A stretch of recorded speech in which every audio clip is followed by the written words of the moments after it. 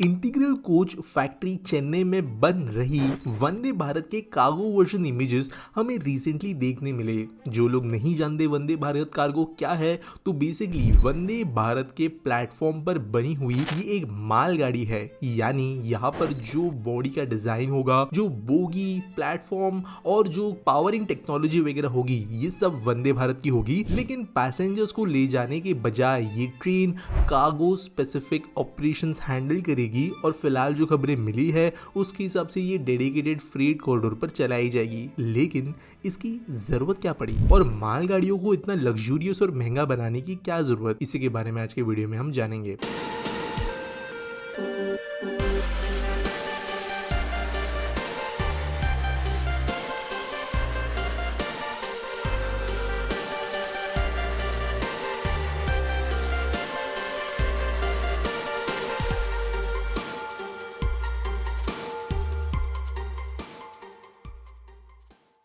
दोस्तों, free transportation जो है वो हमारे रेलवेज को पैसा कमा कर देता है और पैसेंजर डिपार्टमेंट नहीं। ये खबरें हमने बहुत बार सुनी है, लेकिन सच ये है कि भारतीय रेलवे का जो शेयर है कार्गो हैंडलिंग में पूरे देश के लॉजिस्टिक्स के अंदर वो घटता जा रहा है। प्रॉफिटेबल होने के बावजूद बाय टाइम कुछ दशकों से भारतीय रेलवे में जो कार्गो ट्रांसपोर्ट होता था वो धीरे धीरे रोड्स वगैरह पे शिफ्ट होना शुरू हो गया है। इसलिए कई सारे आज के डेट में बड़े लेवल पे ट्रांसपोर्ट होने वाले जो गुड्स है उनके लिए एक बेहतर फैसिलिटी देने की जरूरत थी और उस मार्केट को एड्रेस करने की जरूरत थी जो कि रेलवेज मिस आउट करता जा रहा था। कहने का मतलब ये है कि कई प्रकार के ऐसे गुड्स होते हैं जिनको ट्रांसपोर्ट करने के लिए कुछ स्पेसिफिक चीजों की रिक्वायरमेंट होती है और रेलवेज वो नहीं दे रही थी, जिसकी वजह से ये मार्केट शिफ्ट होते जा रहा था दूसरी तरफ। जैसे कि कुछ जो गुड्स होते हैं वो टाइम सेंसिटिव होते हैं, यानी किसी समय के भीतर ही अगर वो ट्रांसपोर्ट हो सके तब वो यूजेबल रहेंगे, वरना नहीं। सब्जियां वगैरह जो है ऑब्वियसली इसमें आती है। कुछ चीजें जो है वो कंट्रोल्ड एनवायरनमेंट में ट्रांसपोर्ट करनी पड़ती है, जबकि कुछ नॉन कंट्रोल एनवायरनमेंट में भी ट्रांसपोर्ट हो सकते हैं। फॉर एग्जांपल फार्मास्यूटिकल्स हो गए,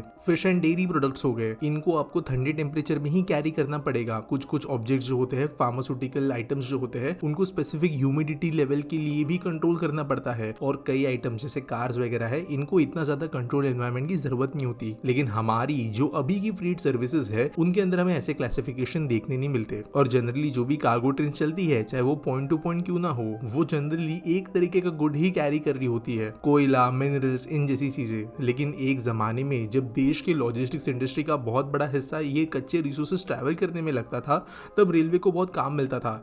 लेकिन आज के डेट में लॉजिस्टिक्स के अंदर e commerce, fresh food delivery, pharmaceuticals, fish products, ये सब बहुत बड़े लेवल पे ट्रांसपोर्ट किए जाते हैं और भारतीय रेलवे के पास में ये मार्केट सर्व करने के लिए कोई अच्छा ऑप्शन था नहीं। हालांकि NMG रेक्स रेलवेज ने बनाई या न्यू मॉडिफाइड गुड रेक्स बनाई, जहाँ पर जो पुराने नीले ICF के डिब्बे होते थे उनको खाली करके प्लेटफॉर्म में कुछ चेंजेस करते, उनके पीछे के साइड में एंट्री एग्जिट्स बनाकर व्हीकल्स को ट्रांसपोर्ट करने के लिए एक नया रेक बनाया गया। क्योंकि ये ICF के पैसेंजर प्लेटफॉर्म पे बना था, तो यहाँ पे सस्पेंशन बोगी डिजाइन जो है वो ज्यादा बेहतर था। मालगाड़ी का जो सस्पेंशन होता है वो बहुत अनकंफर्टेबल होता है और कुछ गुड्स उसमें डैमेज भी हो सकते हैं वाइब्रेशंस वगैरह की वजह से। ICF की ट्रेनें ऑब्वियसली बेहतर थी पैसेंजर के हिसाब से और ज्यादा स्पीड भी पकड़ सकती थी, जिसकी वजह से NMG वैगन्स बहुत सक्सेसफुल हुए। लेकिन जब लॉकडाउन का समय था तब एक ऐसी ट्रेन शुरू की गई थी जो बहुत ज्यादा सक्सेसफुल थी और इसे कहा गया था एज किसान स्पेशल ट्रेन। ये बेसिकली ट्रेन ऐसी थी कि देश के कई इंपॉर्टेंट शहरों को कनेक्ट करती थी और यहाँ पे फ्रेश प्रोड्यूस को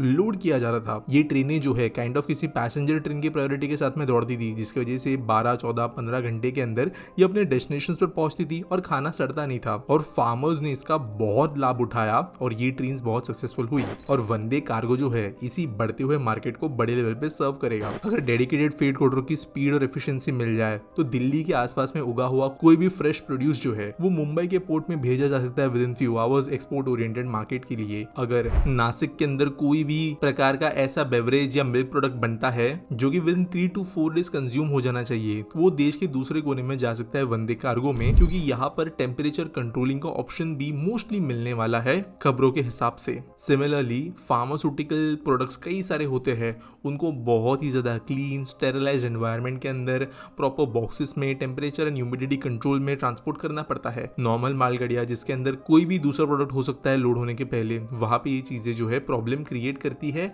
फार्मास्यूटिकल गुड्स के लिए। लेकिन वंदे कार्गो इनके लिए भी ऑप्शंस बन बन के आएगी। इसके बाद में अगर हम एक बहुत बड़े मार्केट की बात करें तो वो है ई कॉमर्स। हालांकि रेलवेज ने एक एंड टू एंड डिलीवरी शुरू की थी लॉकडाउन के दौरान, जहां पे किसी पर्सन के घर या ऑफिस या वेयर हाउस से लेकर उसकी लास्ट माइल डिलीवरी का जिम्मेदारी जो है वो रेलवेज ने उठाई थी, जहां पर इंडियन पोस्ट के साथ में इनका कोलैबोरेशन भी था। लेकिन हम जानते हैं कि हमारे रेलवेज के अंदर जब भी ई कॉमर्स प्रोडक्ट ट्रांसपोर्ट हुए हैं तब उनका नुकसान होना, ठीक से उनको हैंडल नहीं होना, प्रोडक्ट का मिस हो जाना, ये चीजें जो है ई कॉमर्स प्लेटफॉर्म्स को कहीं ना कहीं पे पसंद नहीं आ रही थी। अभी भी अगर आप कोई बड़े शहर में रहते हो और किसी दूसरे बड़े सिटी से पार्सल आपका आ रहा है तो वो मोस्टली बाय रोड ही आता है। हालांकि कुछ बहुत बड़े शहरों के बीच में depending on value of item goods जो है वो एयर ट्रांसपोर्ट के जरिए भी डिलीवर किए जाते हैं। लेकिन वंदे कार्गो ऐसे आइटम्स के लिए एक बहुत अच्छा ऑप्शन बन सकती है, क्योंकि 12 से 15 घंटे में ये देश के सारे बड़े शहरों को जोड़ पाएगी। इनको प्रायोरिटी बेहतर दी जाएगी। यहाँ पर ऑब्वियसली जो है स्टाफिंग जो होगा, जो शेड्यूलिंग होगा वो बेहतर होने की वजह से गुड्स हैंडलिंग भी बेहतर बन सकती है। और सबसे बड़ी बात ये है कि इन पूरी की पूरी ट्रेन को लीज आउट भी किया जा सकेगा। For example Amazon, Flipkart,